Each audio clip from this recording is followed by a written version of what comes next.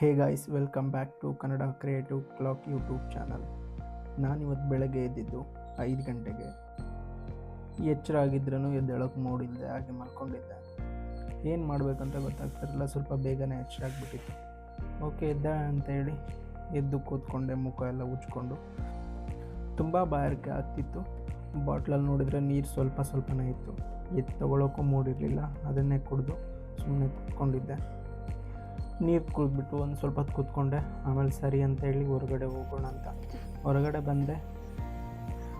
ಬಂದು ನೋಡಿದರೆ ಇನ್ನೂ ಬೆಳಕಾಗಿದ್ದಿಲ್ಲ. ಸರಿ ಅಂತ ಇನ್ನೇನು ಮಾಡೋದು ಅಂತೇಳಿ ದನದ ಕೊಟ್ಟಿಗೆಗೆ ಹೋದೆ. ಕಸ ಹೊಡೆಯೋಣ ಅನ್ನಿಸ್ತು ಯಾಕೋ ಇವತ್ತು. ಬೆಳಗ್ಗೆ ಎಲ್ಲ ನಾನು ಕಸ ಹೊಡೆಯೋಕ್ಕೆ ಹೋಗಲ್ಲ. ನನ್ನ ತಮ್ಮ ಇರ್ತಾನೆ, ಅವ್ನು ಬೇಕಾದರೆ ಹೊಡಿತಾನೆ, ಇಲ್ಲ ಅಪ್ಪಾಜಿ ಬಂದು ಹೊಡಿತಾ ಇರ್ತಾರೆ. ಯಾಕಂದರೆ ನಾನಿಲ್ಲಿ ಜಾಸ್ತಿ ಇರೋದಿಲ್ಲ ಊರಲ್ಲಿ. ಇದ್ದರೆ ದಾವಣಗೆರೆ ಇಲ್ಲ ಬೆಂಗಳೂರಲ್ಲಿ ಅಷ್ಟೇ. ನನಗಿಲ್ಲಿ ಹೊಲ ಮನೆ ಕೆಲಸ ಎಲ್ಲ ಮಾಡೋಕ್ಕಾಗಲ್ಲ.